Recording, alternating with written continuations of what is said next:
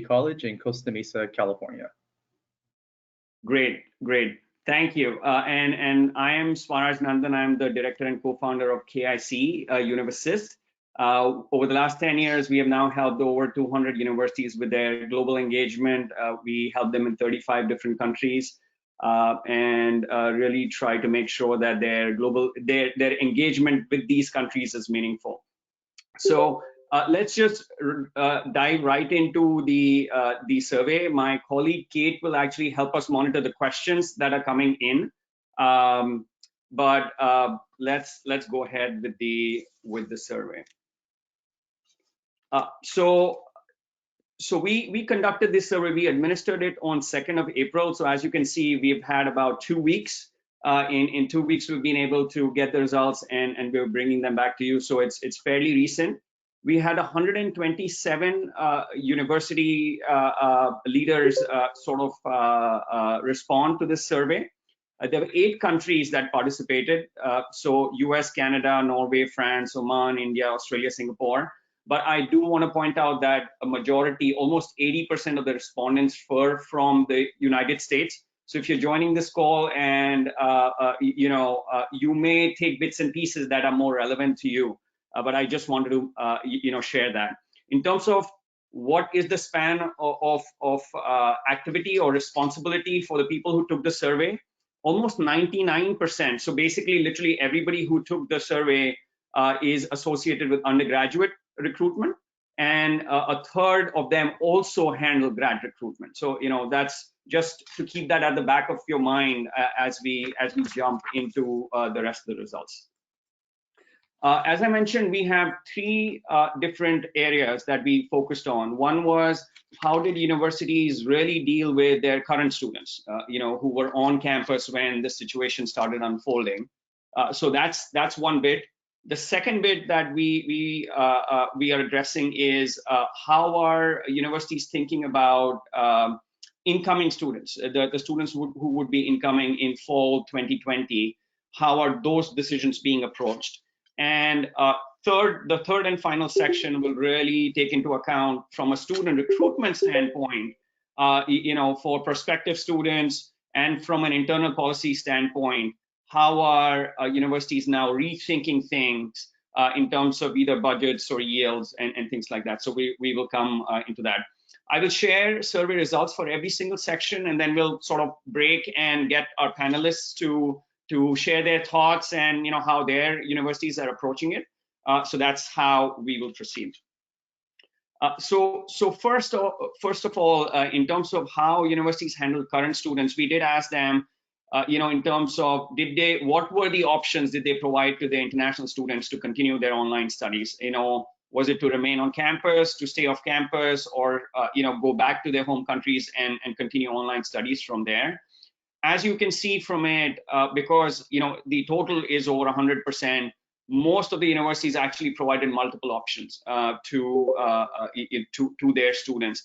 And actually, there were also some text pieces that universities shared with us, and it was really gratifying for me to personally review that, because I saw that people actually really scrambled to find solutions at that time and find solutions for every single student, and there were exceptions granted along the way.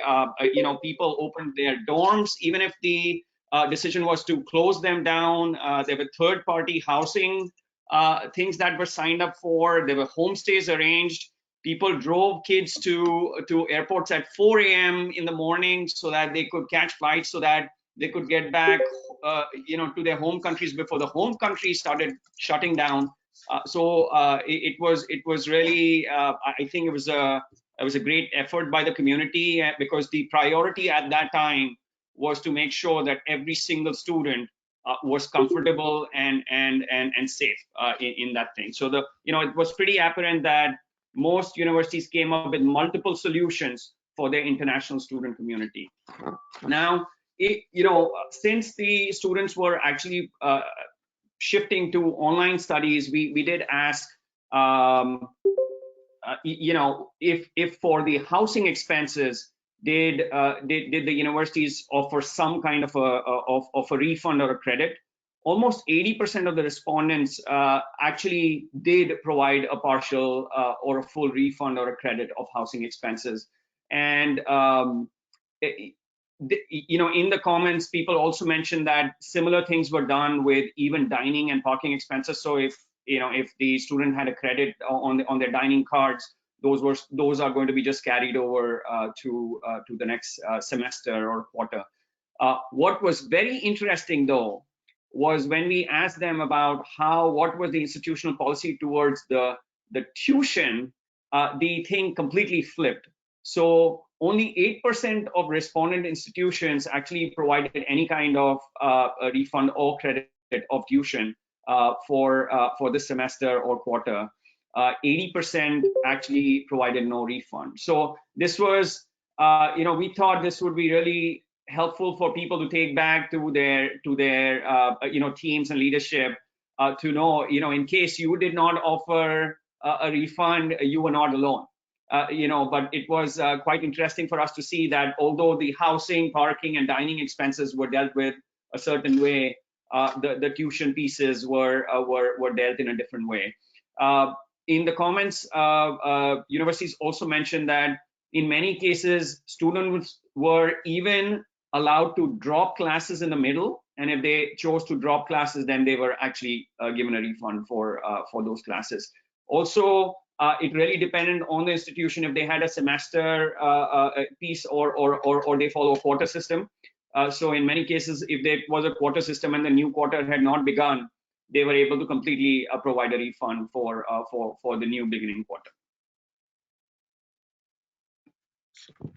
So at this time, I just wanted to quickly bring our panelists in, and if you could really share how you handled your, current international students and what were the options that were provided to them, and how did you go about the refund bit?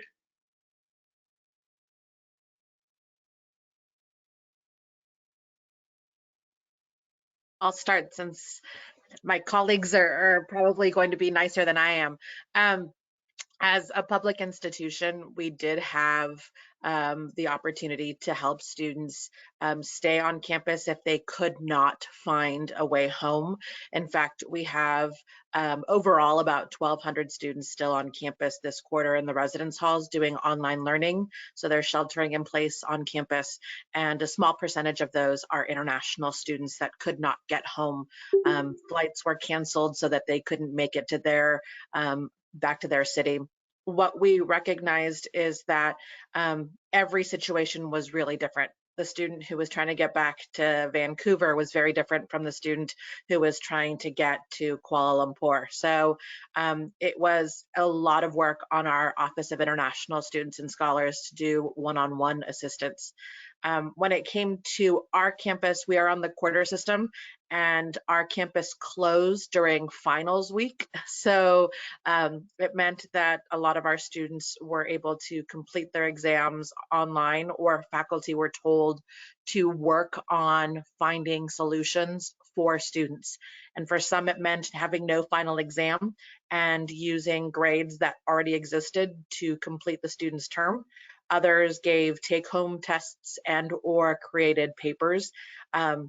That was a little difficult for international students to sort of work on that while they were going through trying to find a place to live if they had to move out of campus.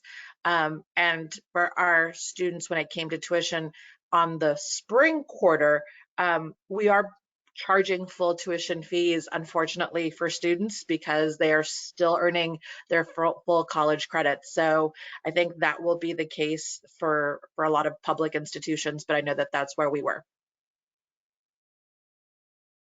And we handled it in a similar way as well, being a large state institution. No refunds unless students asked to be dropped or were already in some kind of issue, but we also did do some emergency aid requests, even for international students, which is often very tricky for state institutions. But those students that reached out to us that said that we need help, we tried to honor those as much as possible. And now that the CARES Act money is coming. We're trying to figure out how to best distribute that money through our financial aid and our scholarship offices, and still, understanding that international students may not qualify for some of that money, but trying to find other options for students that do find themselves in a bit of a pinch. We've also adopted some alternative grading options. So students that wanted to do a pass-fail or an NC, which is no credit, could adopt that.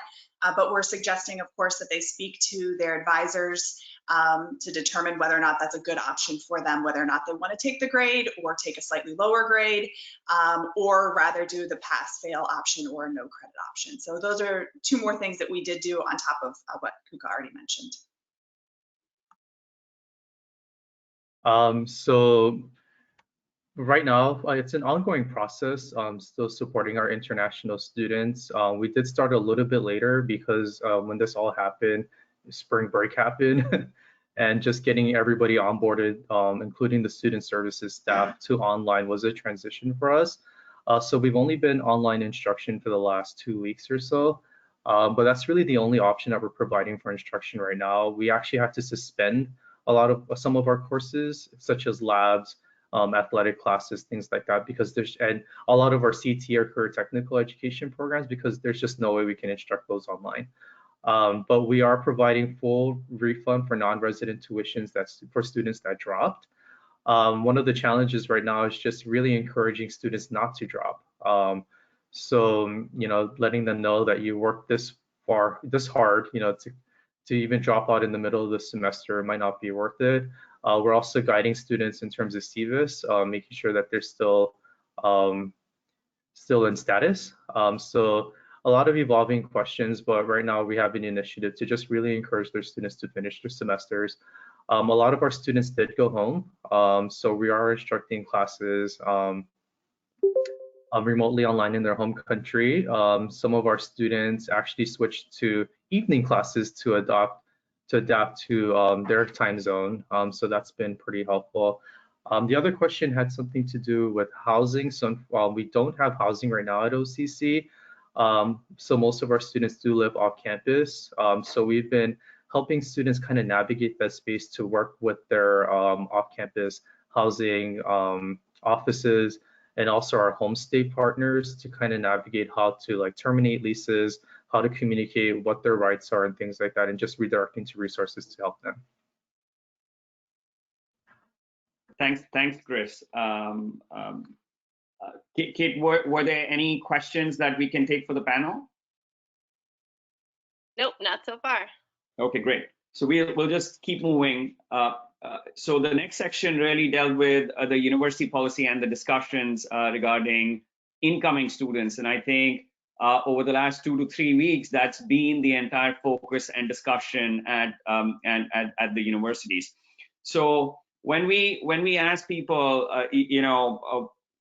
what will the yields change, this year, and what is the magnitude of what their expectation of the impact to yield is, 77% of the respondents actually did feel that there will be a decrease in yield this particular year, for this fall. And in terms of the magnitude of that, if you really look at it, 20% of them thought that it's, the impact the yield will be less than 20%, but 45% of them felt that the yield may be impacted by over 20%. Again, there's a lot of factors that will play into this, but you will see some of those factors in terms of the kind of actions or waivers that universities are offering to now already make up for this anticipated impact to yield. But that is what universities are assuming, that they are going to be up against a falling yield percentage this coming fall. How do they continue? Because many of them were going to either have some international students come visit them. They were going to be in the countries traveling. This is the time, right? 15th of April, I'm sure many of you already had booked tickets and booked events in many of the countries. Universities have moved very quickly to change that, and they're using a host of pieces. the way we had asked the question, we had put in webinar, video conferences, and audio calls, but we also got some other pieces that I mentioned here. So as you can see, most of them are using all of those options available. So they are, 89%, 83% of them are using webinars, 79% of them are doing video conferences or video calls. Some more than half of them are doing audio calls. They're doing social media, they're doing WeChat, WhatsApp, they are messaging, they're using text messaging, they're doing email campaigns. They also mentioned faculty info sessions. So depending on how you classify it as a webinar, which is purely recruitment / admissions related versus getting a faculty member on to do a webinar, that's how, and I'm sure that, people on this call, you're already using most of those pieces, if not. Anecdotally, we have heard now from, high schools that we work with, that many of them are receiving 40 webinar requests a day. So it's just gone through the roof. But know that people are using all these methods available from a yield standpoint. This is the $1 million question, right? Which is if students joining in fall 2020 and for various reasons, right? It's not only on the internal front. Many of these policy decisions that have to be made are being driven by decisions that your state government is making, about whether people can be on campus or not, or whether the consulates will open in time, and where, if there'll be enough interview slots for the student to actually get their visas in time to come to campus on time. The big question is, will universities allow students to start online, for the fall semester? And it was very interesting. If you are undecided, no, you're not alone. 65% of universities, university respondents who told us, they basically said the decision had not been made. And again, if you remember, this survey was conducted 2 weeks ago. Maybe we have a little more clarity, some more people who have decided whether they're going to or not going to. But the one thing to note is that amongst the people who decided or who have made a decision, 90% of them, so you can see 35% of them have decided, 32% of them they will offer online, the choice of starting online to do it. So that's how things are going. But again, there are a lot of dependencies, and unless and until we get clear direction, from the immigration authorities, from our local and state governments, from our campus leadership, this may, for the short term, still be an ongoing decision and discussion. Then we went the next route, and we said, if you're going to start online, would you actually charge a differential tuition for online instruction?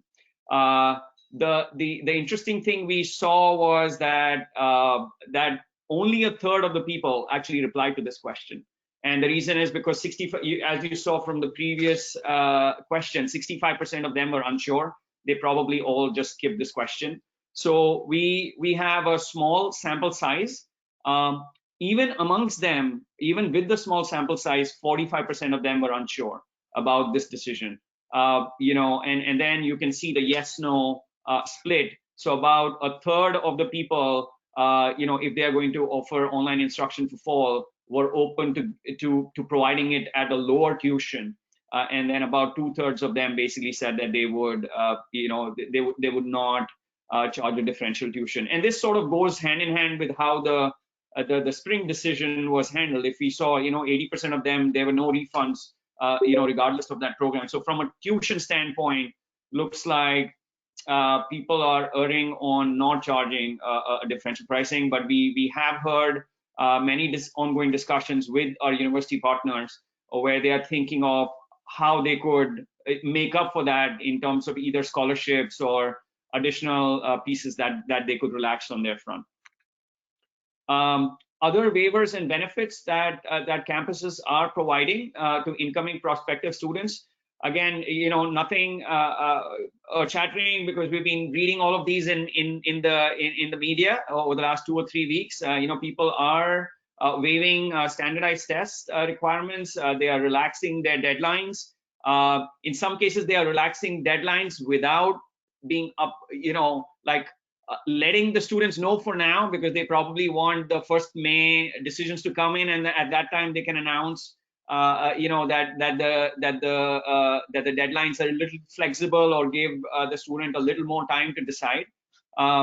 They're also, many of them are providing the option to defer start dates to spring 2021.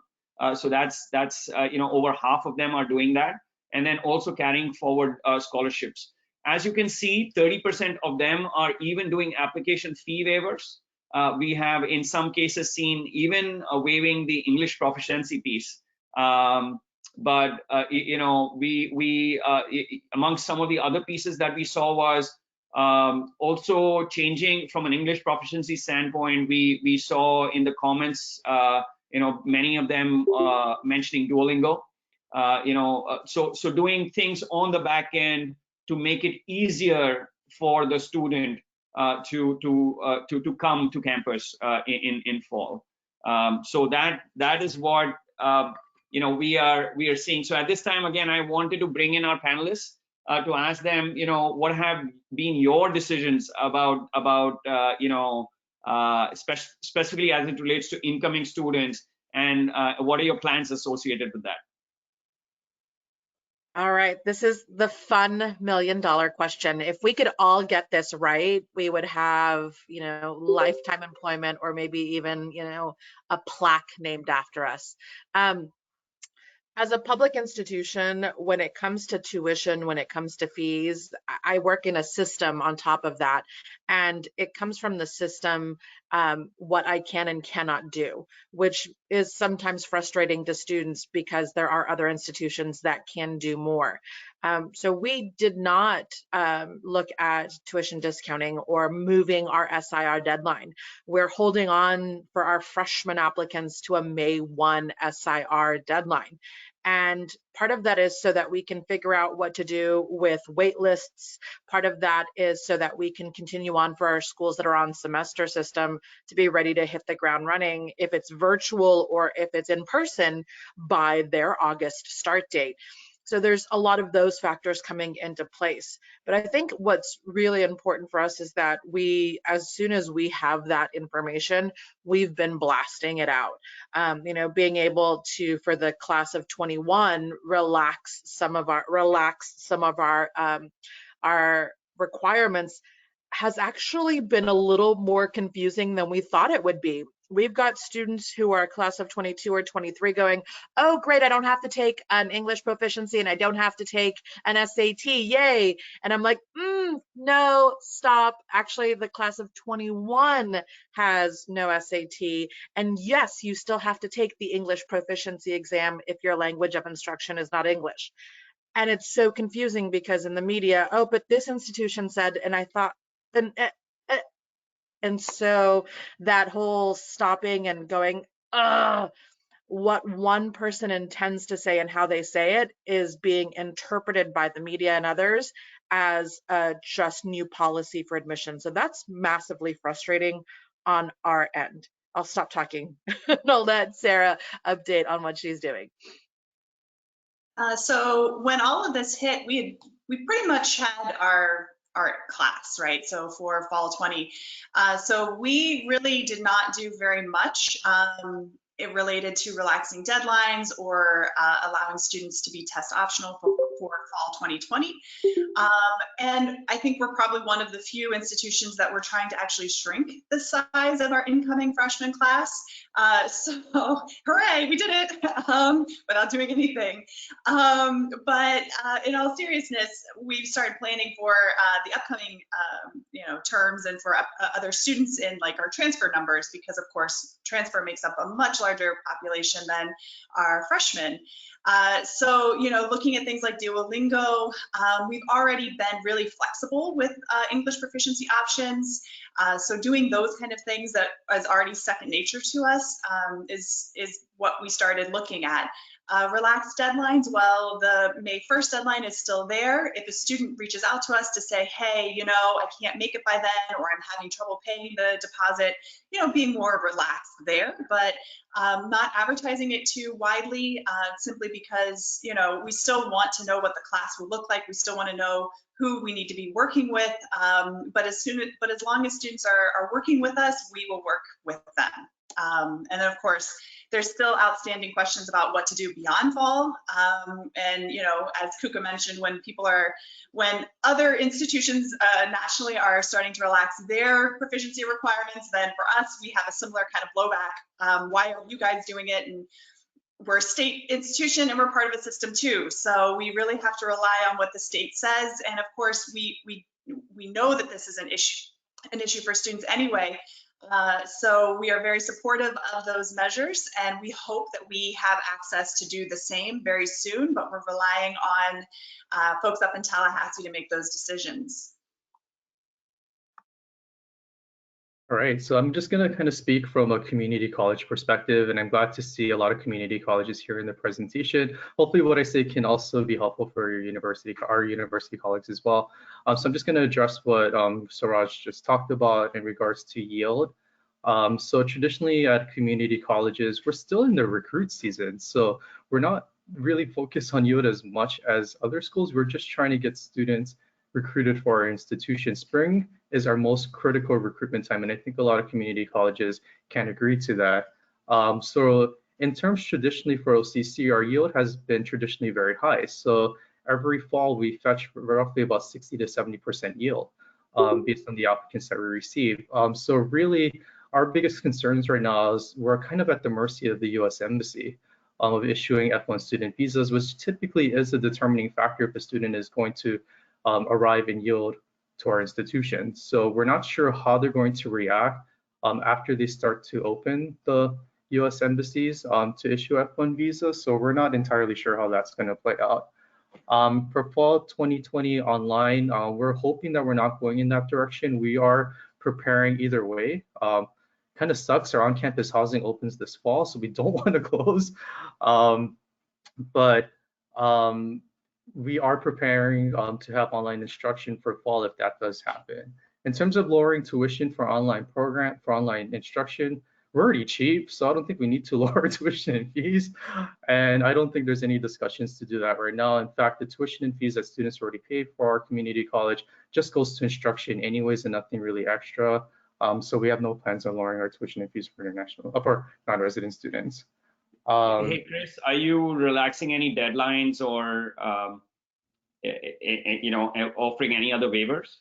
Absolutely, we've always been flexible. So that's one of the things that we can really leverage as community colleges, really our access, you know. So yeah, I roll out application deadlines up to the point as long as the student is able, if their initial student able to get an F1 student visa. For transfer, I don't know, just submit your application at school. We'll process your application, get your CVS record transferred, register classes. So yes, we're very, very flexible. One thing that we did do for the next 2 semesters is actually we waived the application fee.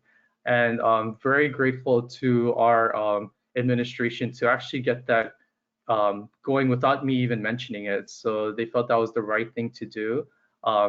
So in other terms of English proficiency, yes, we've been a lot more flexible with that, doing application fee waiver. I'm sorry, Duolingo. We've used Duolingo. We're looking for more MOUs with language schools to provide conditional acceptances. So we're leveraging a lot of the resources that we have right now and just taking it to the next level. Great, great. Thank you, thank you. And again, we'll take some more questions towards the end, but I just, in the interest of time, I just want to quickly, you know, get into the student recruitment planning, because this is again, you know, what we do, what we all do, and you know, people are rethinking the way their overall strategies are going to evolve. So we asked them, we asked the respondents, you know, what changes, if any, do you foresee for student recruitment, you know, for fall 2020? And predominantly from a strategy standpoint, we were asking them, Will they make their strategy more diverse, as in, given how things have evolved, are they going to go to more countries from a recruitment standpoint to try and get their class, or are they going to pare it down and now only focus on fewer countries? Given how this situation has impacted different countries differently. And it was a very interesting split. Of course, we had almost a third of the people who were unsure as of now because their discussions are ongoing. But then,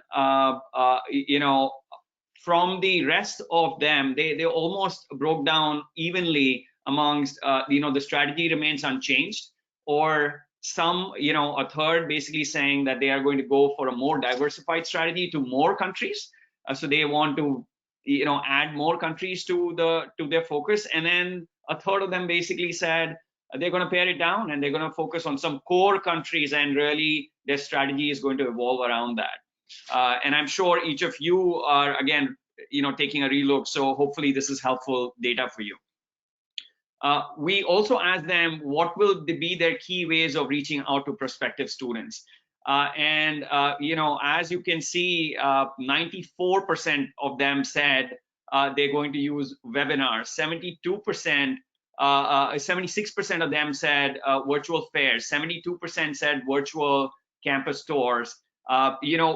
KIC UnivAssist on our end, we just announced our Webby fairs. They're a combination between a webinar and a virtual fair. So in India, Latin America, and Southeast Asia. So, it's happening on both ends. The universities are starting to change. The school communities and the students are also, they are now open to using the online medium much more because the physical interaction, is not there anymore. But I would like to share with you that, I was in touch with some students who were actually running a student survey with high school students about how their experience has been.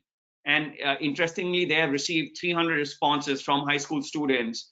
The high school students can't wait to see you guys back on the road. So they are really looking for that physical thing, but till then they do understand that the online medium is what people will need to use. So apart from that, people are still doing list buys and emailing them. They're also doing some digital advertising where you could create some pages, drive students, pre-qualify them over a short call, and then follow up with them. So people are using all of those things. In some cases, they're also thinking that in the short term, it may not be possible to travel to some of those countries, but once those countries, individual countries, open up, it may be better to have somebody on the ground or an in-country agent or somebody you work with in that country sort of do some of the marketing for you. So it's a combination of all those efforts that people are thinking of. Then we actually, and again, please take this. This is what the universities are thinking. Will the current situation impact, how the students look to travel for higher education? It's the intent of students to travel for higher education, abroad or even outside their hometowns. Our university community is feeling very strongly about this, that is actually going to impact. And so 83% of you told us that you do feel that there will be an impact to intent. It's fascinating because about 2 weeks ago, I saw a survey by another entity that was doing a survey with students. And from their survey, it showed that the students' intent has not changed. And also anecdotally, over the last 3 or 4 days, I've been in touch with many of you who've been telling us the strength of the webinars, because you're doing those yield webinars. You have not seen a dramatic dip in the number of students who are showing up for webinars, which shows that the parents and students are still very engaged. But looks like from our internal perspective, we are thinking that possibly this longer term, it's going to have a bigger impact. So I just wanted to share that because those are two sides of the same coin, but it seemed like the students and parents are taking this in stride and reacting much more favorably and keeping their hopes still high that they will end up on campus, versus I think we are looking at more worst case scenarios as a community, from a university perspective. Just wanted to share that with all of you. Expectation of student recruitment budgets being impacted. There were a few people who actually said that they do expect their budgets to increase. About 5% people, so 25% of them were unsure. 5% of respondents actually felt that there would be an increase, and there'd be an average of 12% increase in their budgets. But the far majority did expect their budgets to be impacted negatively. So 43% of you told us that you do expect some level of drop to the budgets. It was a wide range of what the budgets were impacted with. The average was 24%. But again, I would take that with a pinch of salt, because if you start getting into the kinds of institutions, the kinds of existing budgets, how that is being redeployed, you may find more. But we just wanted to show directionally that over 40% of you felt that the budgets will be decreased by some amount. Hopefully that's helpful. This was the last question that we had, and we thought this was interesting. We did ask that if the travel advisories come down to level 2 by June, will people plan to travel this August as normal? And over half of you told us that if by June things seem back to from a travel standpoint, you would actually plan to travel normally this August. Again, we can probably discuss this till the cows come home, but because there's again a lot of things that people will have to adhere to, regarding state guidelines, institutional level travel guidelines. What's the status in destination countries? We had this discussion yesterday, and the thing was, Brazil may be in a different situation than a China or an India. And so depending on a country by country basis, the travel plans will evolve.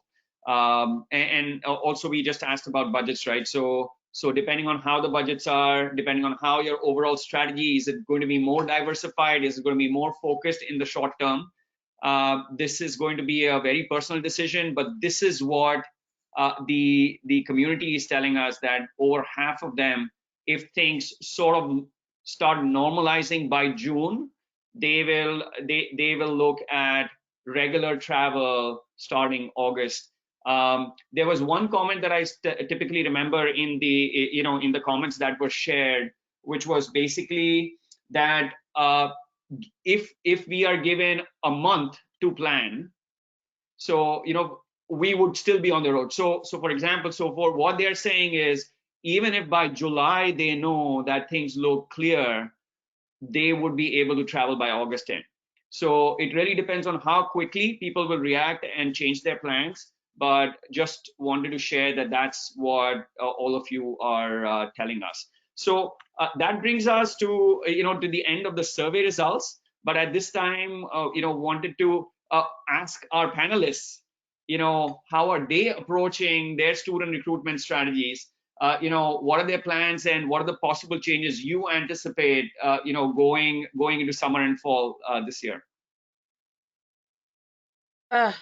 So it's exciting, right? Being an outreach officer during this time of year.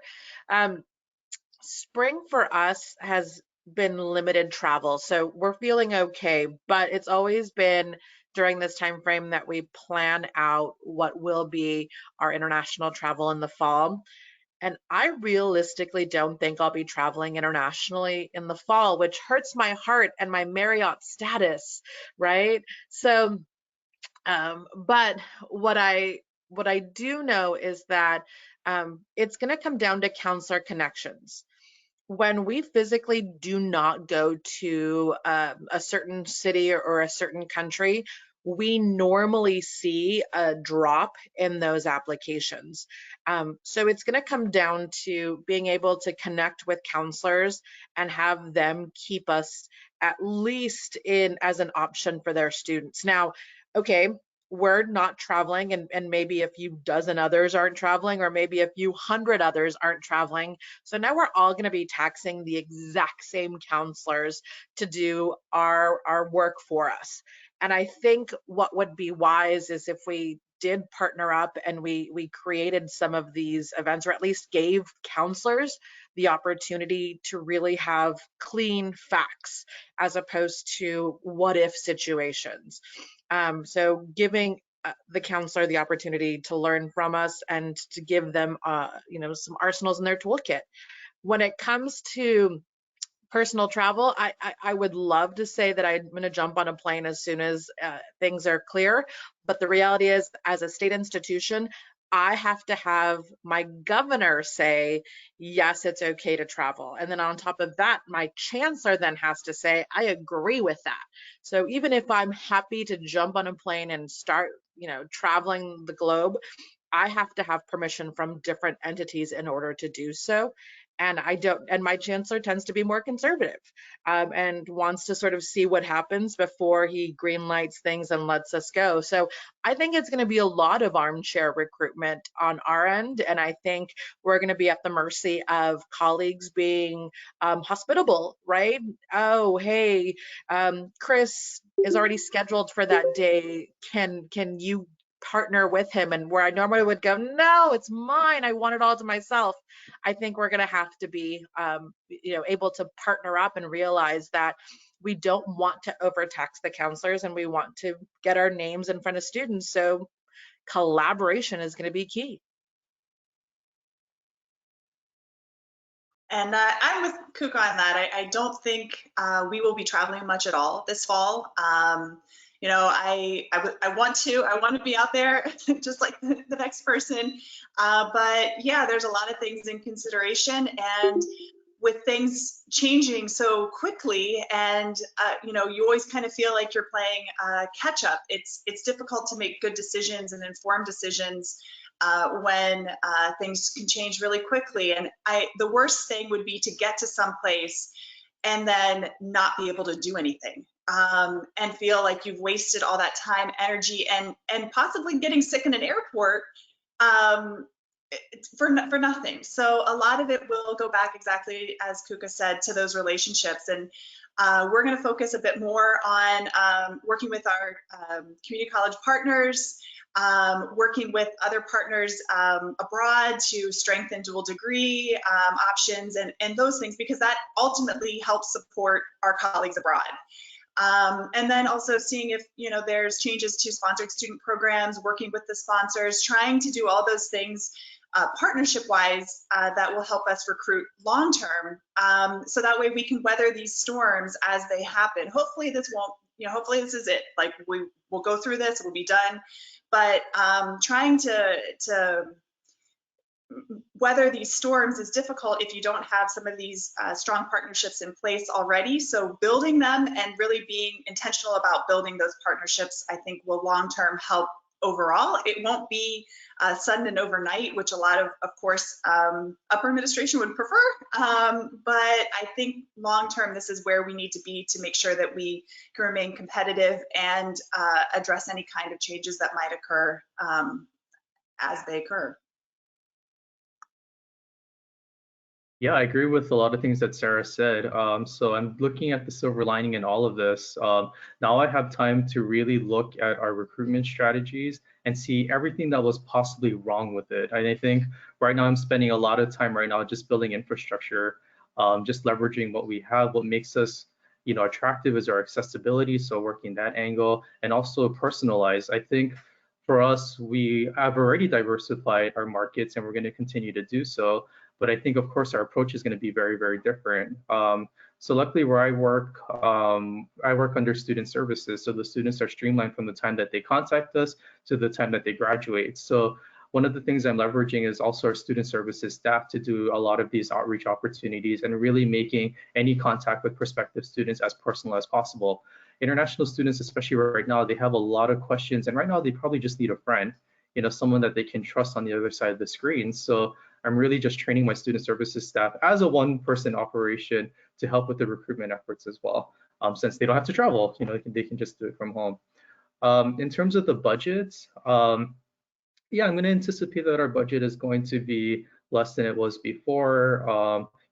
Every institution is losing revenue because of this. However, I did get reassurance from our administration, and I think this is the most important, that the support to bring in international students is the same. And as long as I have that, their support, having them really vouch for me and also understand this is an essential need for our campus and a very important part of our DNA, regardless of what budget that I'm thrown with, I can make it work with their support. And I think that's really important that all of you have that conversation with your leadership to see where do you see the future of international recruitment and admissions lies after all of this is done, or in this current situation. So that way you can kind of get peace of mind. And I understand a lot of people right now are afraid of their jobs right now, but have a conversation with your administration. I had to do that because I was concerned what the future lies with me. But luckily the support is going to remain the same. But yeah, in terms of, yeah, that's pretty much it. In terms of travel, I'm still very reluctant to travel, regardless what the CDC says, whatever the State Department says. Luckily, I have that call to make for my own personal health and well-being if I want to be on the road. In an ideal situation, I would like to travel, but at the same time, I'm really tired, so I'm glad I'm taking this year off to not travel at all. But yeah, I'm just looking at all of this at a positive light.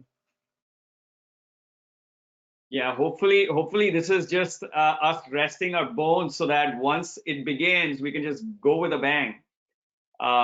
So thank you, panelists, for sharing your perspective on that. At this time, I want to open it up for questions. I do see a few, and that's a great community. I saw a question come up and somebody else answered that, so that's fantastic. But please feel free to ask your questions. Yeah, we do have a question back from the waivers discussion, wondering how universities are waiving the English if it's required for the US visa.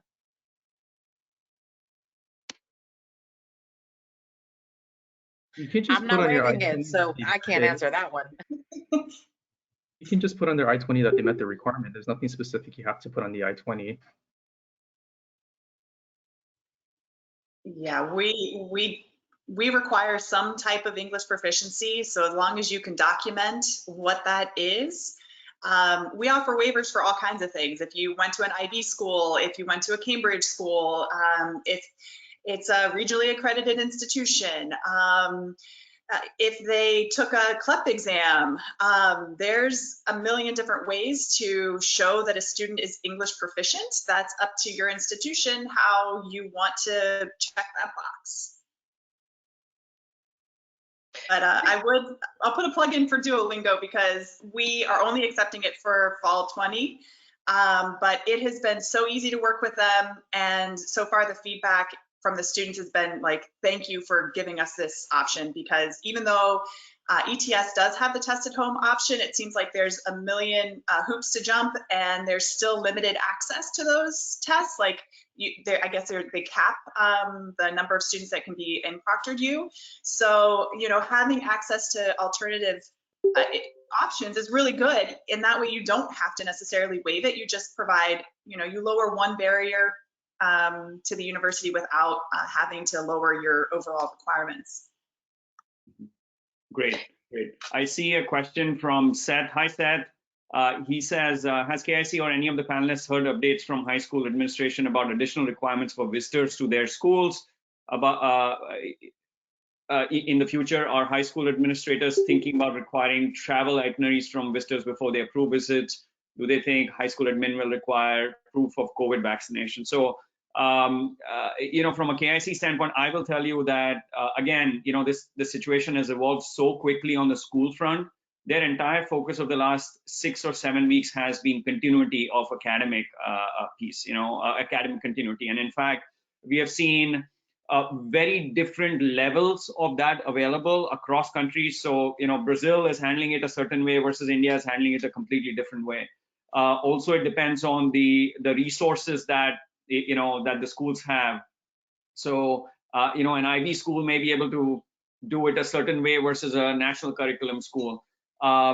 Honestly, Seth, as of now, they haven't thought through those things. Some of them are going down that path, having internal discussions, but we in most of those places we haven't even heard about school reopening times. In most places they have just canceled it for the academic term, and that people will take online instruction, and then when they come back, they will devise these policies. But as of now, we haven't received any updates from a visitor requirements. But again, we are in mid-April, so in 6 weeks this thing went down really fast. We are again 2 months away from June, so by June things could be, again, we may have much more information from the high schools, but we'll keep our university community appraised of what counselors are thinking and how they are putting these measures in place to make it safe both for you as well as their student communities. Panelists, anything else you have heard? I've been speaking with some principals in the United States, in California, specifically about what they're planning for fall. And I think it might be something that would happen outside of the States as well, which is they're planning for social distancing as well in the fall term. And whether or not that's implemented is going to come down to each government official. But I've been hearing about block schedules because you can't have a large number of students sitting next to each other in a classroom. You're going to have to keep social distancing. I've been hearing about planning for online remote instruction in the fall as well. So the question comes down to, okay, let's say that a school does a block schedule or a modified schedule, and now you only have 7 students in a class. Do you want to visit that school knowing that you might not be able to see the students who are interested in you because it's not their time frame to be on campus? So it comes down to, if there is that conversation of you being able to physically visit, but not being able to see students or the number of students that you normally see, do you still find that a financial investment that you want to make as an institution? So that's the question that I've been asking myself and that I'm asking my colleagues to think about in my office, because it might not be the cost benefit to go and visit a school if I know that I can't see students. Right. And again, these things are evolving. As long as we on our end are going to be, quick to act once the situation clears, I think, we'll be able to make the most of it. But as of now, and we are in touch with counselors and high schools across countries, across regions. As of now, we are not seeing that thing, any indication coming that it's going to be reopening very quickly over the next 2 to 4 weeks. Yeah. Any other questions that we can handle with our panelists? We can please feel free to type in the chat box.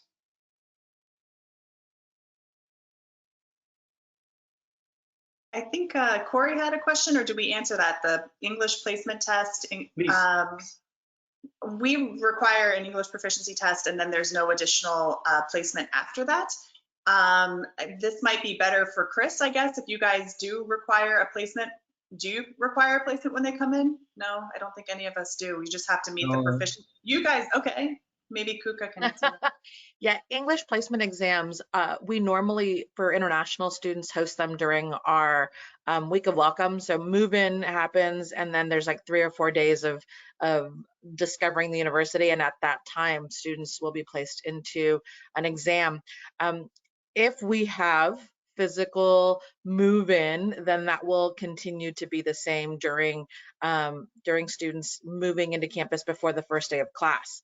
If we move to a remote instruction, then the conversation is going to be, how do we create that placement exam to be on a virtual platform? So that's the writing department working on that particular scenario, not just for international students, but also for domestic students as well, since the exam can't be done before they come to campus.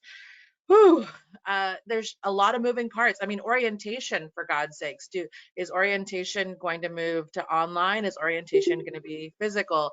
Because international students usually come like 3 or 4 days before our move-in to do, an orientation, our CALI training on what it means to do your visa and what it means to say the word dude all over again, because we're in California and people say that, right? So the cultural orientation, the language orientation, the visa orientation, if that happens, do we still have to have that orientation be as detailed as it is, because students aren't interacting with other Californians and the lingo isn't an issue? So all questions to ask yourself and to start talking with your partners across the university campuses. Some of you have already done that, but for some of us, we're thinking, oh gosh, that actually is a platform that you now have to purchase. So if you have to purchase a module platform versus just doing a Zoom webinar because you have to document that they completed it, how much is that going to cost? And is that worth a recruitment trip? Or is that, a requirement so you can't do a recruitment trip? Questions. And chime in, we've already moved all of our orientations online, but we have a really robust FIU online presence. So we're really trying to move all of our everything that we can online as full degrees. So a lot of these decisions have already been made, which is the good news. We were kind of ready to do some of this, although certainly some faculty members that prefer in person were not ready at all. And one of the things that we discussed a lot, like last year already, was what kind of classes should we pair in an online environment. So there's a lot of intentionality, like math is tough in an online environment. I know that sounds a little crazy, but we've recognized that students don't do well in certain classes. So being really intentional about creating a student schedule, it will be really, really important. And for us, if we can, and what we've done in the past was have them do like an SLS, like an introductory 1-credit class online, and maybe one other class. It may not be full time, but it's just enough to get them used to a college level online environment where they're not necessarily taking like an English 1 and a college algebra or college calculus, just because we know that would set a student up for failure. Great. Well, I see we're up against the hour, and folks have still hung on. So thank you. We'll take, I just wanted to thank everybody. I know there's one more question that I'll ask our panelists to jump in with. But, before everybody goes, I did really want to thank you for joining us today. We will share this PowerPoint with you. So, it's freely available. We will send it to all of you. If you have comments about how we could have made this better for you, other questions that you're thinking of, we want, because this is a pulse, we want to keep doing it every 15 days to a month. So if there are other questions that you're thinking of, do send them to us and we will put it in our next survey. So let's take that one that Rachel had. Are folks still mailing I-20, signing, sending electronically, or both? Yeah, I'll jump in on this one. So yeah, there hasn't been really any guidance, and the guidance has been confusing. For current students who need a travel signature, we've been emailing their I-20s electronically. For initial attendance I-20, I did a poll on Facebook on both Globetrotters and also ISS, whatever, United, and roughly about 70 people responded saying no, and only about 20 or so said yes. So I guess for our school, we're going to be a little bit conservative on that. And see what the further guidance on that is once the embassy opens again. There's still time for students to apply for visa anyway, so yeah. Yeah, and we are doing everything electronically. We're then holding back the I-20s for whatever happens with the embassy, because sometimes they don't talk to each other. But we reached out to our SCVP field rep, and she said, no, you can send them electronically. You're good to go.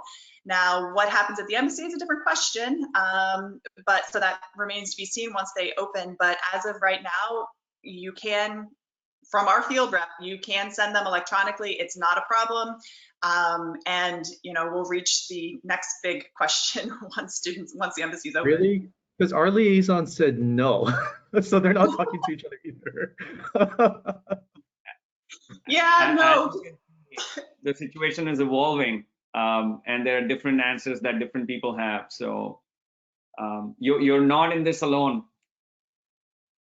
Yeah, the crazy thing was we had a meeting with the field rep the day before where she was like, we're working on this question, because of course the other question had come up where they were allowing some other things to be electronic, and then people were like, oh my gosh, we can send I-20s. It was like, no, we can't. And she corrected that, and then the guidance came out the next day, and then we're like, are you guys punking us? Like, is this real now? And she's like, yeah, no, you can send this electronically. And since then we've been doing it and have gotten pretty good feedback from students. And a lot of this has also helped us redesign our entire admission process, because a lot of our documents went out mail, and it took forever and students didn't get the information. So now everything is digital, and it's having students reply back to us faster than we've ever experienced. So that part is really great, and actually completing the documents faster so we can turn around an I-20 faster. That's great. Well, thanks for that, Sarah and Chris. So again, wanted to thank everyone. I also saw, there were some comments about attending India webinars at like middle of the night. That's a plugin for our Webby fairs. Our things are not middle of the night for you. So look into that if they work for you. But thank you again, everyone. And again, send us your feedback. Send us your additional questions that you would want to ask the community. Hopefully we can all help each other during these times, and hopefully we'll come out of this soon. Thank you again for joining. Bye.